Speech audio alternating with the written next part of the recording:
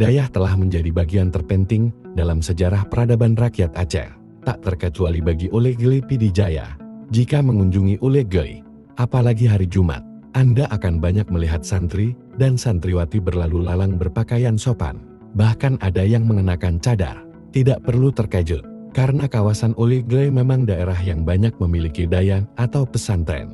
Salah satu dayah terbesar dan termasyhur serta menjadi ikon dayah di Gampong Ule Gili adalah Dayah Darul Munawwarah yang berada di Desa Kutakruin. Dayah ini dipimpin ulama besar Aceh, Al-Mukarram Abu Osman Ali, yang lebih dikenal dengan panggilan Abu Kutakruin. Semoga Allah panjangkan umur beliau. Selain Dayah Darul Munawwarah, di Ule Gili kita bisa temukan dayah lainnya dengan sekejap mata. Maka tak salah bila ada yang menyebut Gampong Ule Gili sebagai kampung santri. Bila Jumat malam tiba, dengan begitu mudahnya kita akan mendengar lantunan Dalail Khairat, kumpulan selawat yang ditujukan kepada Nabi Muhammad. Karangan Syekh Muhammad bin Sulaiman Al-Jazuli dari berbagai penjuru. Bagi kalangan santri, wirid ini sangatlah tenar yang rutin dibacakan setiap malam Jumat dengan harapan di hari kelak mendapat syafaat dari Nabi Muhammad.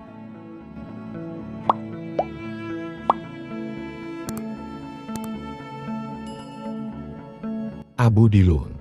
Tak banyak yang tahu, sekitar tahun 1940 terdapat salah satu ulama Aceh yang sangat disegani banyak orang.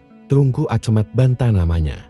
Namun, beliau lebih terkenal dengan panggilan Abu Dilun, karena beliau semasa hidupnya menetap di desa kecil bernama Lung Giukwe, yang hanya berjarak 500 meter dari pusat Kudi Ule Gili. Beliau lahir sekitar tahun 1910 Masehi di Gampong Ule Gili dan merupakan pendiri dayah pertama di Gampong Ule Gili. Dayah ini selain digunakan untuk kegiatan pengajian, juga kerap digunakan Abu Dilun sebagai tempat perlindungan bagi masyarakat sekitar saat tentara Jepang memasuki perkampungan warga.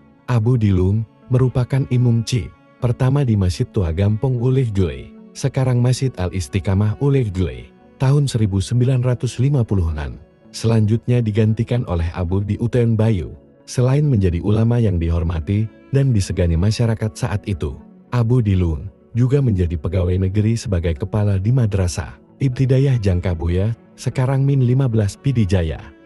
Hal ini merupakan ciri khas Abu Dilun, karena jarang kita bisa menemukan ulama terdahulu yang ikut berkecimpung di dunia pendidikan di bawah pemerintahan. Jejak pengabdian beliau masih terekam jelas di dalam dokumentasi Madrasah Jangkabuya. Sesuai pengakuan dari Masrur Muniruddin, guru yang masih aktif mengajar di madrasah itu, ada banyak cerita seputar kekeramatan Abu Dilun pada masa dulu, seperti yang diceritakan kembali oleh cucu beliau, Tungku Mahfud Muhammad Acemat. Menurut Abu Kutakruin, yang sempat menjadi saksi sejarah saat Abu Dilun berpulang ke Rahmatullah pada tahun 1958. Saat itu kuburan beliau tak berair sedikit pun. Padahal luang sungai kecil di dekat tempat kuburannya digali dipenuhi air.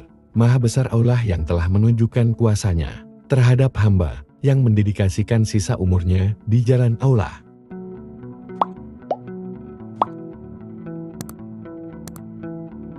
Kisah menarik lainnya adalah saat ada pencuri yang memasuki pekarangan rumah beliau untuk mencuri nangka yang tumbuh lebat di pohonnya. Pencuri tersebut berhasil mengambil nangka, tapi tak berhasil keluar dari halaman rumah Abu Dilun. Saat subuh pun, Abu Dilun bangun untuk salat dan mendapati pencuri sedang kebingungan dengan buah nangka di pundaknya. Saat ditanya Abu Dilun, jawaban si pencuri itu sungguh di luar dugaan.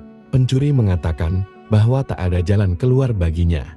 Di hadapannya yang terlihat hanyalah hamparan laut luas yang tak bisa dilewatinya. Baru setelah diizinkan, Abu Dilun si pencuri itu bisa keluar dari pekarangan rumahnya.